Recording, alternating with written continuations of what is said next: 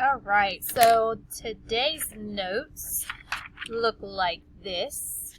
And what we're going to do is we're going to cut out the title, the foldable, and then these little rectangles which we will glue underneath the foldable. So as far as notes go today, it's a pretty easy day in terms of not having to write so much. So I'm going to pause it and cut out my things, and then you'll be able to pause yours and cut out yours as well. Okay, so you have your foldable, should be cut like this.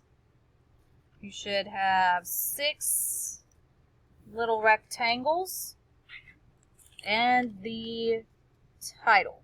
So I'm going to go ahead and paste mine down. Put my title up here. I obviously don't care where you put the title. You could put it off to the side or underneath, just so long as you have a title. All right, and then for my foldable, which I didn't cut correctly, so like at this point, I need to cut my little flaps apart.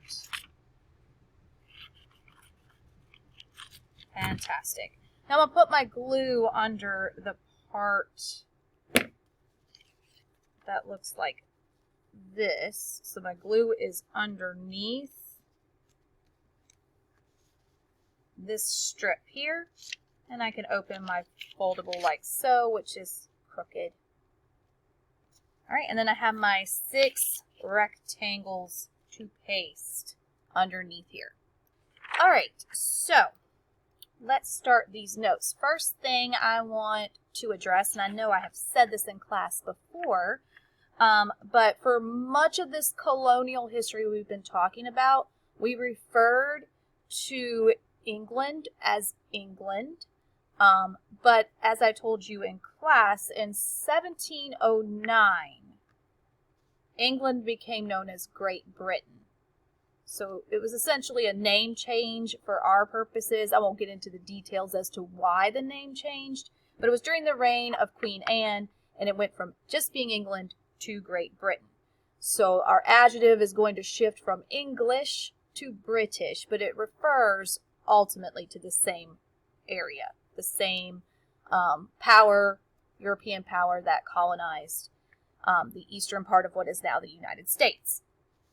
Okay, so this is called the Colonists Protest New Taxes, and that last little bit I said is probably going to be important, so I hope you were listening, if you get what I mean. All right, Great Britain was in debt. That means they owed money. Their treasury was actually broke at this point in time. Because they were in debt, they needed to raise taxes on the American colonists to recoup some of the money that they had lost, which brought them into debt. The colonists obviously did not like the idea of having to pay more taxes, because that means less money for them, more money to give to Great Britain. All right, so we're going to find the rectangle. Mine are all out of order, so I'm going to have to. In this video, I told you the year that England's name changed to Great Britain. I want you to write that year somewhere on this construction paper. I want you to find the one that says Great Britain had to pay for the war with France in Europe.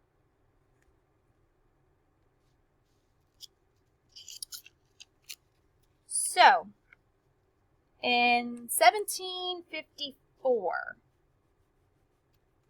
Great Britain and France went to war. Those two went to war a lot in history.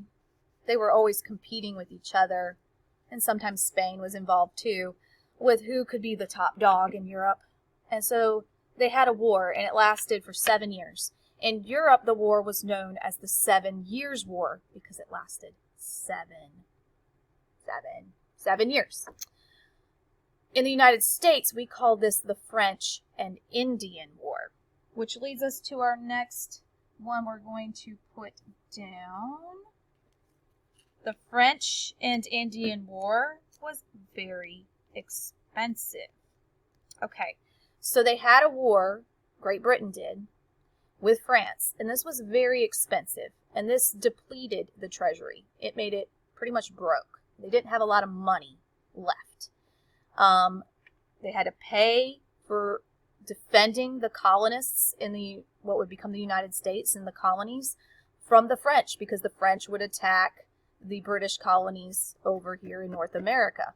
So this war was on multiple continents. It was very expensive, and the British had to invest in protecting the colonists from the French, and that cost money. And for that reason, we're going to find the big rectangle. The colonists here in the colonies benefited from the French and Indian War. Many people in Great Britain thought that the colonists should have to pay for the benefits they received. In other words, because it cost so much money to protect the colonists from the French and their Indian allies, Native American allies, people in Great Britain thought that the colonists should have to pay for that protection they received. And the way that they were going to pay for it was through raising taxes.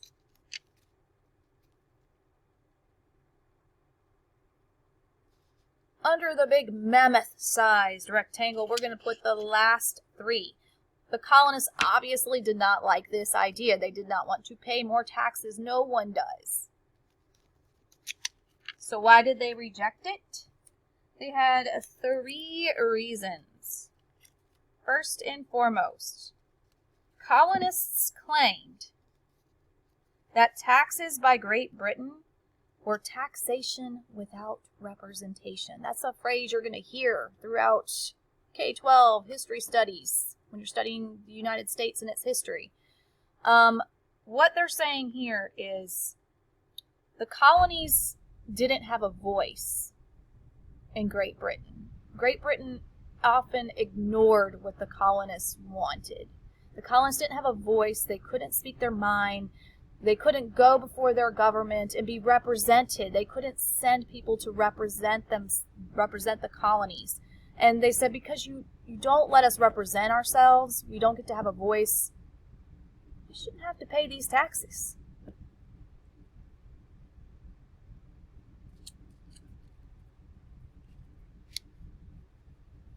Colonists couldn't vote for members of Parliament. This is sort of the same thing. So in Great Britain, there was, of course, the monarch, the ruler. The king at this time would have been George III. But there was also Parliament, which is kind of similar to our Congress. And that would be where we would have the representatives that the colonists didn't have. Other British people living in Great Britain had representation, but the British people living in the colonies didn't. And this was a problem for the colonists. They didn't think they should have to pay taxes because of this.